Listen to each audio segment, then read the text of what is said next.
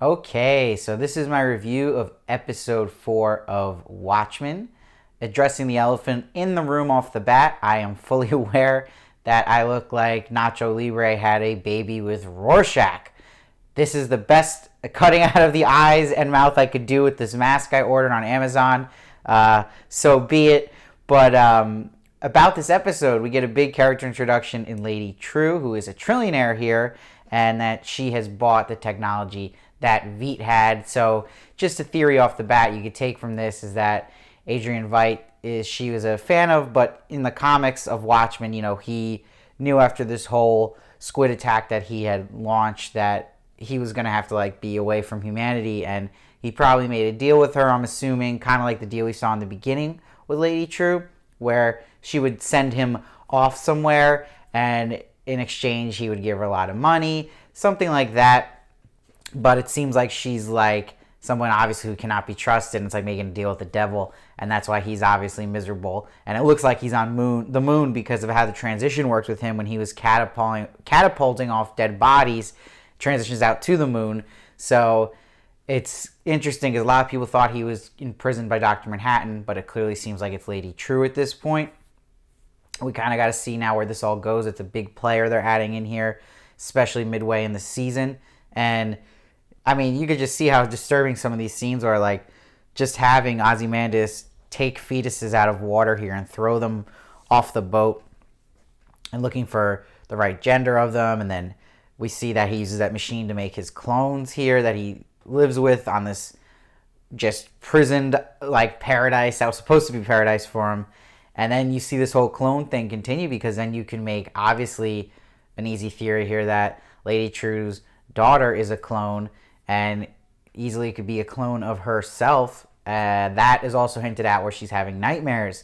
And that's another theory I saw that, hey, these could be Vietnam flashbacks she's having here from her mother. And that's transferring over with the memories, the clone part of it. So it's interesting stuff. It feels very Westworld.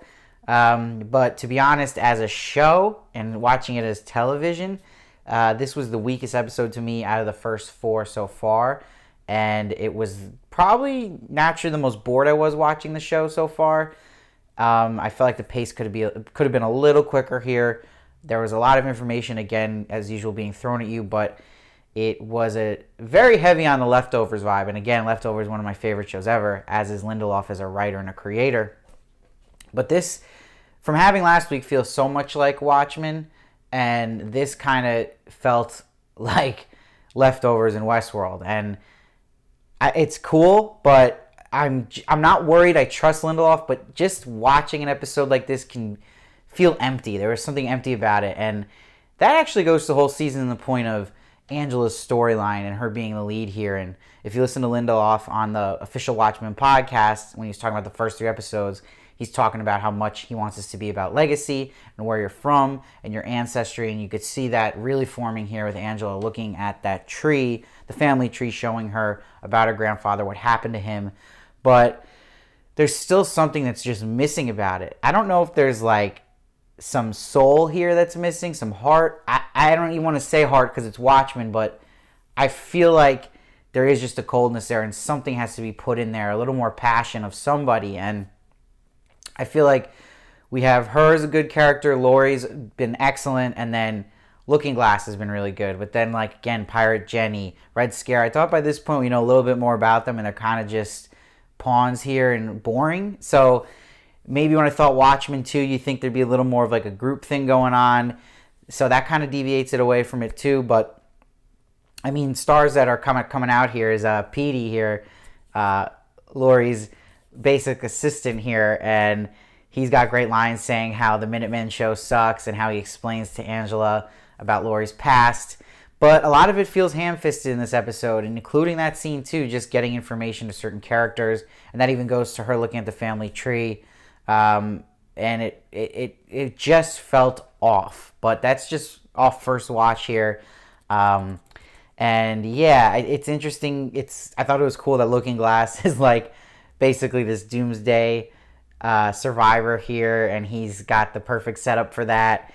And he's got all the pictures of the squid, which is really funny. And I'm excited that his episode's next week, so we'll learn more about him I'm sure that episode's going to be amazing. I have very high hopes in that. And I still have really high hopes. I've been enjoying this season as a whole. This episode just for me was a little bit of a step back, but that's expected in seasons of shows. And you have such a great episode last week, and next week looks great. You're going to sometimes have to fill in. You're introducing Lady Trieu here. I like her character. There's something just totally evil about her, and it's going to be interesting where she goes. And the actress is great so far. And we'll just see how it kind of all comes together. But right now, again, it just feels like something is missing. But, you know, Jeremy Irons is killing it. Regina King is killing it. Tim Blake Nelson, killing it. And you got some interesting stuff going on with Angela's husband here. Just that quick atheist drop here where he's telling his kids about like, oh yeah, no, he's not in heaven. He's nowhere. That was interesting to see on television. You don't see that much. So I kind of like they're trying that out and putting that out there and seeing how that actually happens in households of someone who might be atheist. It's interesting. I like anything that's fresh like that. And it's interesting, too, to think, like, you know, what is the deal with this husband here? He is a big actor. He was in Aquaman. He was great in Black Mirror.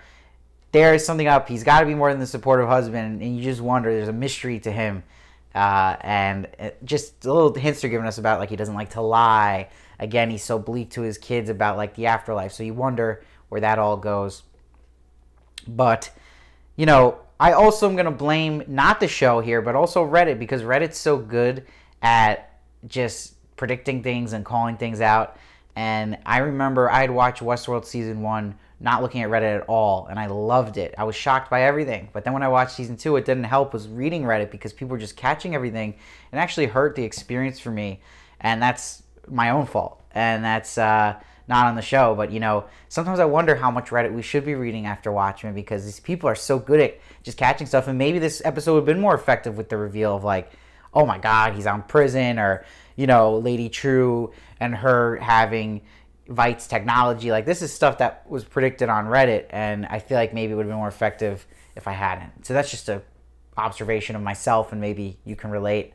But, yeah, again, overall, across the board, the music is absolutely standing out to me. The score by Trent Reznor is really, really good. And I think that the cinematography was great here as well. That just has been with this show since the top.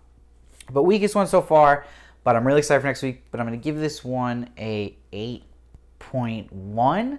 But we'll see where that score goes next week. Please let me know what you thought of this one down below. I'd love to hear your thoughts. And please make sure to subscribe so you don't miss one of my reviews of Watchmen. I'll be doing every episode. I'm also reviewing his Dark Materials in the morning show at this moment. And I'll be doing movie reviews and celebrity interviews so you don't want to miss those. And please follow me at SteveVarley1 on Twitter and Instagram for more of me. And I'll see you next time.